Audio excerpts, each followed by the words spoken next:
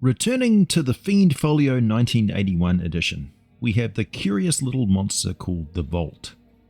Also featured in the Monster Compendium and altered from being a creature like the Sturge that feeds on blood of its victims to being an energy parasite that absorbs the nervous energy of its victims through these little tendrils. Well, most prefer the original bloodsuckers with their lamprey-like little maw of fangs and their tough, bristly, hair-covered body with its large, dark insectoid eyes and long whipping tail, making it more like a cross between a giant weasel and a horseshoe crab, and a taser or an electric eel, I guess. Most likely the result of some wizard's experiment, or perhaps just some life form from the same bizarre nightmare dimension that gave us things like the levitating eye beasts, the beholders. Well, I can certainly speculate on their origin given the lack of any information there, and with that in mind, it's time to grab yourself a tasty beverage. We're about to get deeply nerdy.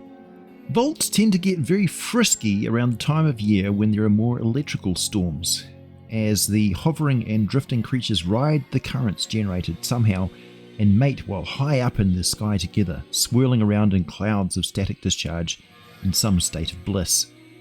When they return to the ground, they are ravenous for humanoid blood, and for some reason they are attracted to the strong neural activity of intelligent creatures, mostly humanoids of course, as we tend to be easier targets for their blood drinking. Why the creatures also tend to sting their victims with bolts of electricity from their tails as they feed, I don't know for sure, other than the fact that it may serve to pulse the signals from the victim's nervous system and alert other Voolts nearby to the feeding opportunity. It might also serve as a warning sign or deterrent to natural predators of the Voolt, or in whatever environment they originally came from. As I said, we don't know. It just raises interesting questions and concerns about this mysterious predator also showing up one day. Now, as for the Voolts themselves, these little horrors float around as nearly spherical bundles of bristly grey hair, their slightly flattened forms topped with two massive bulbous eyes. The eyes dominate their visual impression, almost cartoonishly large, but rest assured there's nothing comical about encountering one of these creatures in the wild.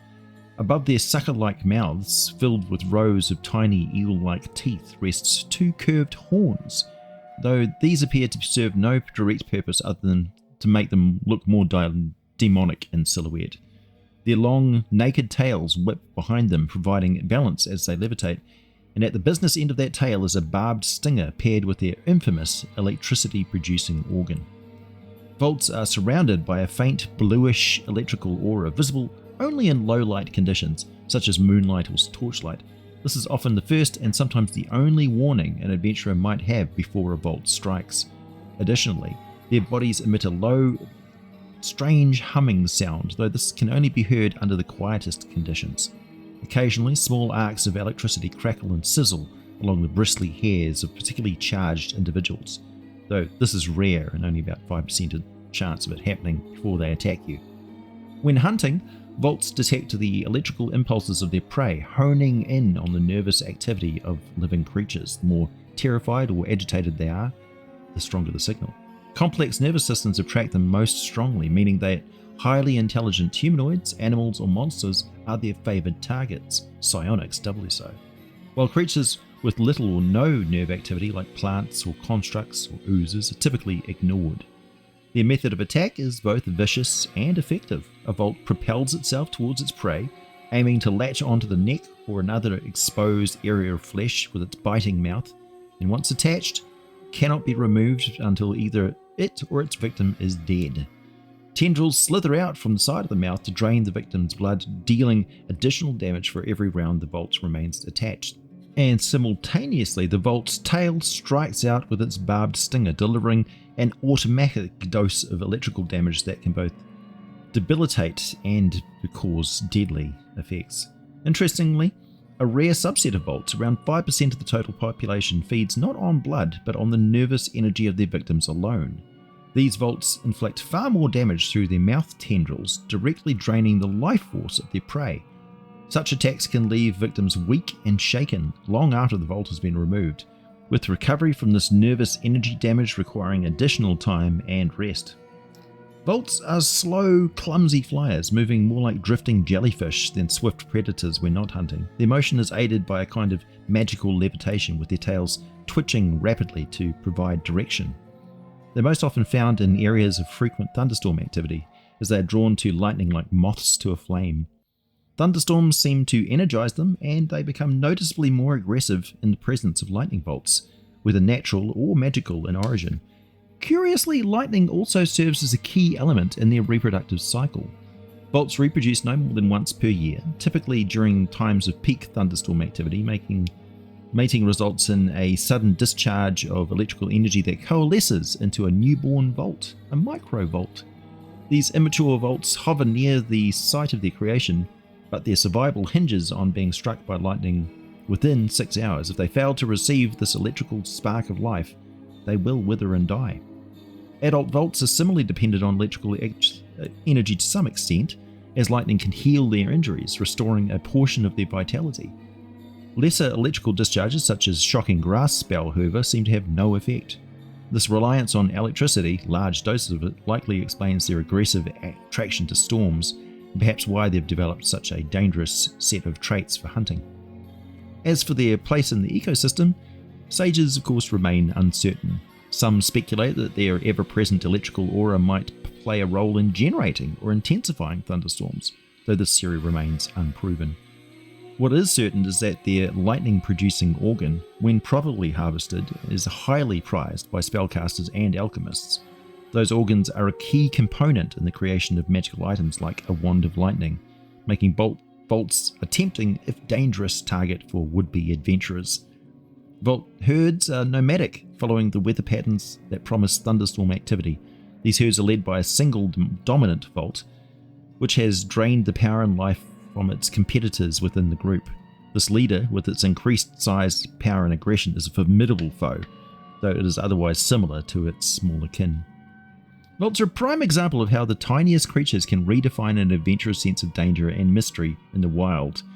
Their unique biology and behavior make them a fascinating encounter, but dungeon masters can elevate them even more further by imagining elemental or supernatural variations that thrive in different environments or exhibit bizarre traits. These specialized volts could be the result of planet influences or magical experimentation or natural evolution in extreme conditions, mutations. Imagine heat volts that hunt in volcanic regions or desert badlands. Instead of draining blood or neural activity, these fiery variants burn their victims with superheated plasma delivered through their stingers, and their bristles glow orange and red, crackling with flame-like arcs of energy. Their feeding causes intense, localized burns that leave adventurers dangerously dehydrated, perhaps even frozen to death. In high magic or psionically active areas, telekinetic volts might float silently without moving their tails, propelled by their own mental power.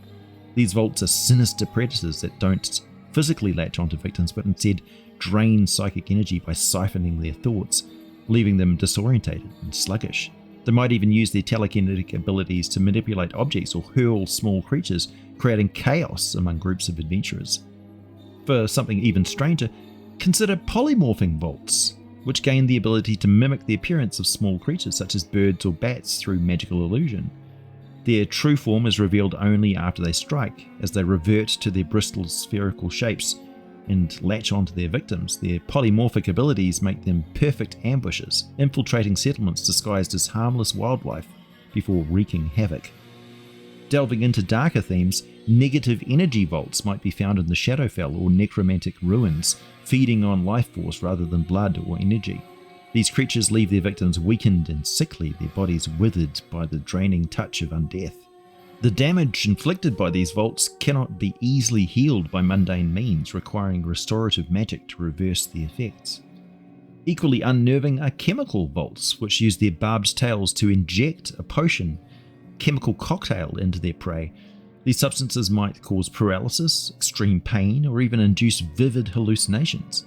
A rare subvariant, a narcotic volt, doesn't merely paralyze its victim but hijacks their nervous systems, feeding on memories and leaving them dazed or forgetful. Victims of narcotic volts might lose days, weeks, or even years of memories, only to relive them in fragmented dreamlike visions where the vault feeds.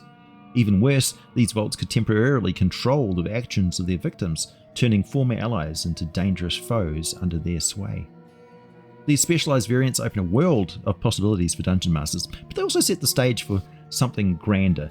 A sufficiently large elemental creature, such as a colossal lightning elemental, could act as both a protector and sustenance for a population of Voults. These creatures might flock around the elemental like sparks orbiting a storm, their presence amplifying its power and creating an awe-inspiring yet deadly spectacle in the skies.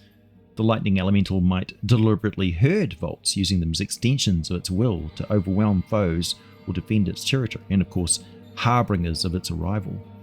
Imagine an enormous air elemental swirling in a perpetual storm, sweeping across the land with flocks of Voults trailing in its wake.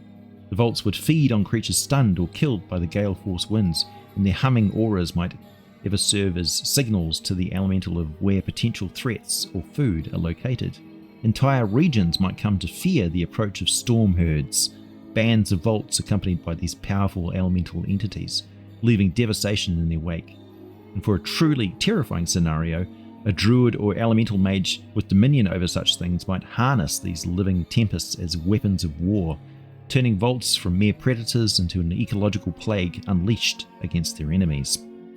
As always, the true limitations of Dungeons & Dragons are not found within the pages of old monster manuals and Fiend Folios, because the only limits of this game are those of your own imagination. And that has no limits at all. My name is AJ Pickett, your guide to all the editions of the world's first role-playing game. Thanks for listening, and as always, I'll be back with more for you very soon.